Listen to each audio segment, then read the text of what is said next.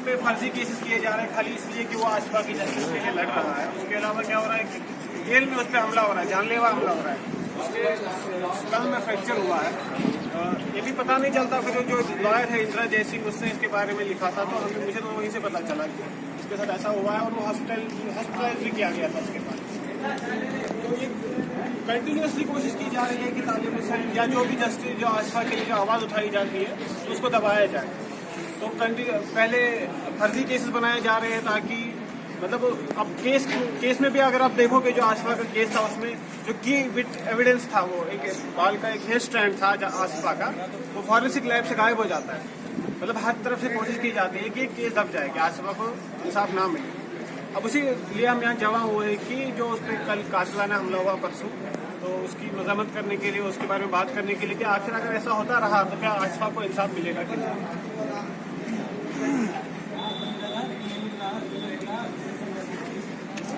देखिए, आपको बहुत कुछ हमारे मुदस्सिर भाई बता चुके हैं। मजीद ये कि तालिब वो शख्स है कि जिसने माइनॉरिटी के लिए, माइनॉरिटी को जम्मू में बोलने की एक दिशा दी,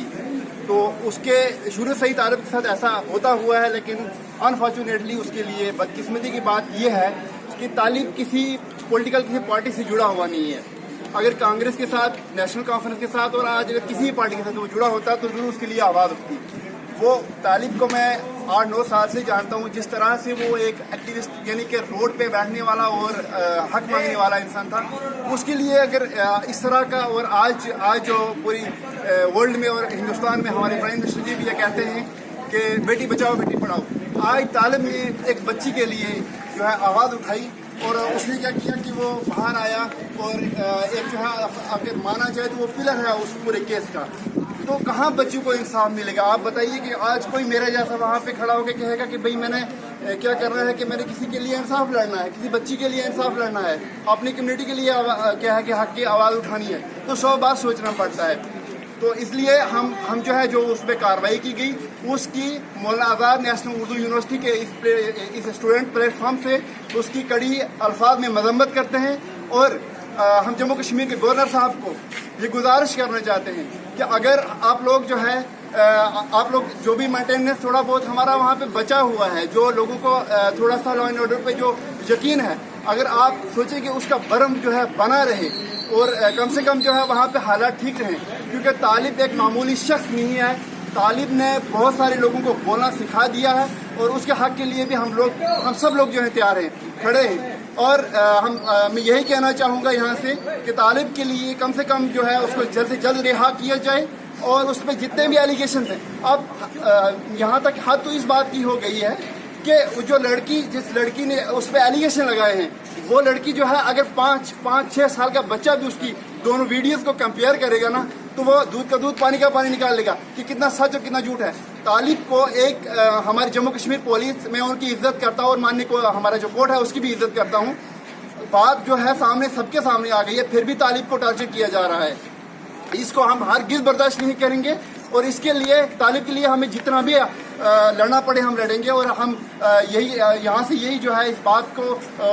ये मैसेज पहुँचाना चाहते हैं जम्मू कश्मीर की सरकार है जो वहाँ पे अभी आ रही है, चल रही है गवर्नर साहब की, उनसे ये कहना चाहते हैं, ये रिक्वेस्ट करना चाहते हैं कि कम से कम जो है तालिब हुसैन को जल्द अज जल्द रिहा किया जाए। वो शख्स जो है वो बेगुनाह है, उसको बिला वजह फंसाया गया है। अस्सलाम वालेकुम। एक्चुअली ये आसपा का जो मामला है, अगर आपको पूरा केस हिस्ट्री मालूम है तो बहुत महीनों से चल रहा है।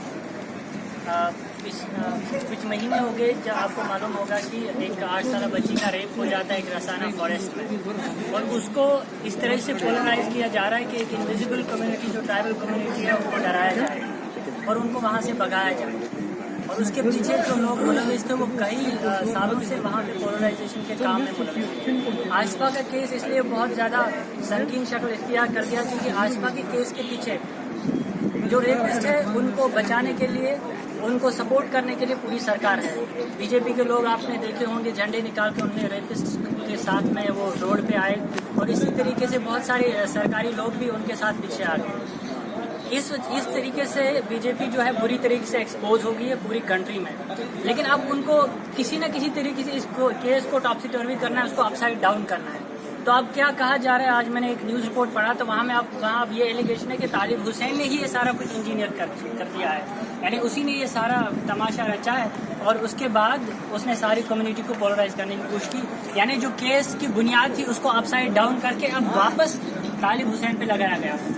तालिब हुसैन वो एक्टिविस्ट थे जिसने आसपा की जस्टिस के लिए, फॉरेस्ट राइट्स एक्ट की जस्टिस के लिए नंगे पांव पूरे कंट्री में वो गया है। हमारी उर्दू यूनिवर्सिटी में भी उसको इनवाइट किया गया और यहाँ पे भी आया है और बराबर जब तक जस्टिस ना मिला तब तक वो नंगे पांव ही चलता रहा पूरी कंट्री में। तो वो एक विसल ब्लोअर की तरह साबित हुआ, उसने पूरे सरकार को जो है एक्सपोज कर दिया। अब जैसे अतीक साहब ने भी बताया कि चूंकि वो किसी सियासी पार्टी के साथ मुंसलिक है नहीं तो उसके पीछे लोग आ जाते, उसके पीछे पार्टियां आ जाती,